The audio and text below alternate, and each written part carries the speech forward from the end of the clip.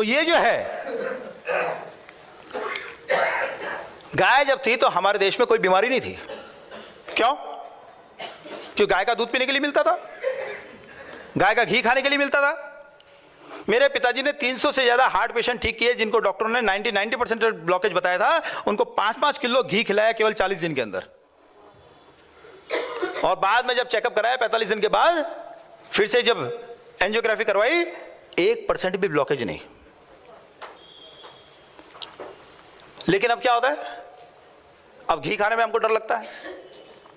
इसलिए मैंने कहा घी खाने की बात छोड़ो, अब घी से इतना डरने लगे तो नाक में डाल लो यार 2-2 बूंद। अब खाने की तो अपनी औकात नहीं रही तो नाक में डालना शुरू करो 2-2 बूंद से तो काम चलाओ। तो नाक में 2 बूंद घी डालने से क्या होता है, एक जन के दोनों कान के पर्दे फट गए, एक्सीडेंट हुआ जोरदार, दोनों कान के पर्दे फट गए। मुझे फोन आया कि उत्तम जी मेरे कान के पर्दे फट गए, कान में से हवा निकल रही है, इसका कोई आपके काउ थेरेपी के अंदर इलाज है क्या? मैंने कहा बहुत सरल इलाज है। बोले क्या? मैंने कहा नाक में घी डालिए। बोले नहीं मेरे कान का पर्दा फटा। मैंने कहा मैं जानता हूं नाक के अंदर कोई पर्दा नहीं होता है। तो बोले कान के अंदर? मैंने कहा कान के अंदर घी मत डालना, नाक के अंदर डालना। 28 दिन के बाद वो गए डॉक्टर के पास। 20 दिन के बाद उनको महसूस हुआ कि कान के पर्दा, हवा नहीं निकल रही कान में से। 28 दिन के बाद जाकर डॉक्टर को दिखाया, डॉक्टर का मुंह आश्चर्य से खुला रह गया। बोला मुझे 25 साल हो गए सर्जरी करते हुए कान की, ये पहला केस है जिंदगी के अंदर जो बिना ऑपरेशन के ठीक हुआ है। अब बताइए 50,000 रुपए का खर्च 2 कान के ऑपरेशन का। नहीं, उसमें भी पैकेज रहता है, एक कान का ऑपरेशन कराओगे 30,000, 2 का करोगे 50,000, 10,000 का डिस्काउंट। तो 50,000 का ऑपरेशन और उनको वो ठीक हो गया। एक जन मेरे लेक्चर में आए, उनकी माताजी 1.5 महीने से कोमा में थे, लाखों रुपए खर्च हो गए। आखिर डॉक्टरों ने कहा लगता है आपकी माताजी इसी अवस्था में शरीर छोड़ देगी। मेरा लेक्चर सुन के गए, दोपहर के 4 बजे उन्होंने उनकी नाक में कुछ बूंदे घी की डाली और शाम को 7 बजे उन्होंने आंखें खोल ली, केवल 3 घंटे में। 1.5 महीने से कोमा में थे, केवल 3 घंटे में आंखें खोल ली। अब आप बोले किसको साइंस कहेंगे आप? अच्छा आप कहेंगे भैया ये बड़ी बड़ी बीमारी का तो ठीक है, कोई छोटी मोटी बीमारी का इलाज है क्या? एक और बड़ी बीमारी का इलाज बताता हूं, बाद में छोटी बीमारी का इलाज बताता हूं। पुरुषों को सिरदर्द बहुत होता है, लेकिन इससे भी बड़ी बीमारी एक और है।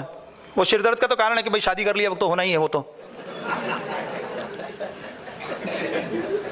देखो सभी पुरुष एकदम इस बात पे खुलकर हंसे, यानी दांत दे रहे कि बात तो सही है आपकी, कि पहले कभी सिरदर्द जानते नहीं थे क्या होता है, शादी के बाद सिरदर्द होना शुरू हुआ है। और महिला भी खूब हंस रही है, देखा हमने सिरदर्द पैदा कर दिया। बड़े शुरमार का अपने आप को बहुत 30 मार का समझते थे, देखो हमने सिरदर्द कर दिया इनके। लेकिन पहले माताओं का स्थान, क्योंकि माताओं का स्थान हमारे यहाँ पर संस्कृति में ऊपर कहा गया है, तो पुरुषों को सिरदर्द होता है, माताओं को सिरदर्द नहीं होता है। सिर के ऊपर की टेंशन रहती है, बाल गिरते हैं। मैं कई बार क्या करता हूं कि लेक्चर में बाल गिरने वाला नुस्खा बचा के रखता हूं। जैसे ही देखता हूं कुछ माताएं उठ के जाने लगी, वैसे तुरंत बाल गिरने का नुस्खा बोलता, फटाफट आके बैठ जाती है वापस। कह रहे क्या बता रहे हैं ये सब? अपने सीरियल जो चलते हैं ना उनसे सीखा के ऐसा कुछ होने वाला है, क्यों आके बैठ जाती है वापस। फिर बोलता थोड़ी देर के बाद बताऊंगा। अरे बोले क्या हो गया, तो बताने वाले थे। मैंने कहा नहीं वो संख्या कम होने लगी थी इसलिए जरा वापस बैठा दिया सबको। लेकिन यहाँ तो पहले ही संख्या कम है इसलिए कोई बात नहीं बता रहा हूं मैं। आप नाक में घी डालना शुरू कर दीजिए, आपको गारंटी देता हूं कि 1 से 1.5 महीने के अंदर बाल गिरना बंद।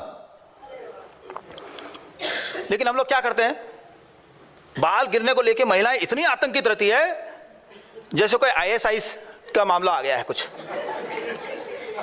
टीवी पे कोई ऐड दिखना चाहिए, दूसरे दिन घर में। एक दिन वो टीवी पे ऐड आया ऑल क्लियर का, लेके आ गई, दूसरे दिन जो थे वो भी क्लियर हो गए, नाम ही ऑल क्लियर। अभी क्या करें, वो बेचारा गलत थोड़ी बोल रहा, पहले बोलता ऑल क्लियर, फिर भी लेके आ रहे हैं उसको घर में। और ये आपको एक चीज बता दूं, आप और कुछ सीखे कि नहीं सीखे इस लेक्चर में, एक चीज जरूर सीख जाइए, जिस चीज का टीवी पर ऐड आए वो कभी खरीदना नहीं।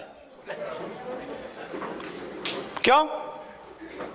मैं जब प्राइमरी की स्कूल में गया लेक्चर देने के लिए बच्चों के सामने, जिंदगी का पहला लेक्चर था, मेरे एक दो मित्र हैं, मेरे को बोले आप खाली प्रोफेसर के सामने देते हैं लेक्चर, इनको क्या फायदा, ये तो पहले ही बिगड़े हुए हैं सब, तो बच्चों के सामने लेक्चर दो। बोले बच्चे जो है वो एकदम गीली मिट्टी की तरह होते हैं, उनके सामने लेक्चर देना चाहिए। मैंने कहा ठीक है, बच्चों के सामने दूंगा। अब वो ले जाके प्राइमरी के बच्चों को सामने खड़ा कर दिया। मैंने कहा ये क्या? बोलते हैं इनको आप समझाओ। तो मैं 5 मिनट सोच रहा, ये मेरी परीक्षा ले रही क्या कर रहा है। फिर मैंने बच्चों को पूछा तुम लोग टीवी देखते हो? बच्चे बोले हाँ देखते हैं। मैंने कहा टीवी के ऊपर ऐड आता है, आज कुछ तूफानी करते हैं। बच्चे बोले हाँ आता है, ऐड आता है। मैंने कहा आता है ना ऐड? बोला हाँ आता है। तो मैंने कहा क्या करता है वो तूफानी करने के लिए? बोलता कोल्ड ड्रिंक पीता है, थम्स अप पीता है। मैंने कहा अच्छा। मैंने कहा जब शिवाजी महाराज अफजल खान को मारने गए तो उनके मन में भी आया होगा ना कि आज कुछ तूफानी करते हैं। तो मैंने कहा शिवाजी महाराज क्या कोल्ड ड्रिंक पी के गए थे अफजल खान को मारने? तो बच्चे बोलते नहीं आया। तो मैंने कहा फिर क्या पी के गए थे?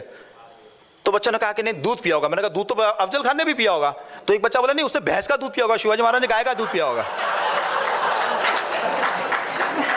अब सोचिए प्राइमरी के बच्चे कितने इंटेलिजेंट कि उसको समझ गया भैंस के दूध पिया तो भैंस जैसा हो गया, वो भैंसे के जैसा। शिवाजी महाराज ने गाय का दूध पिया तो उसका वध कर दिया।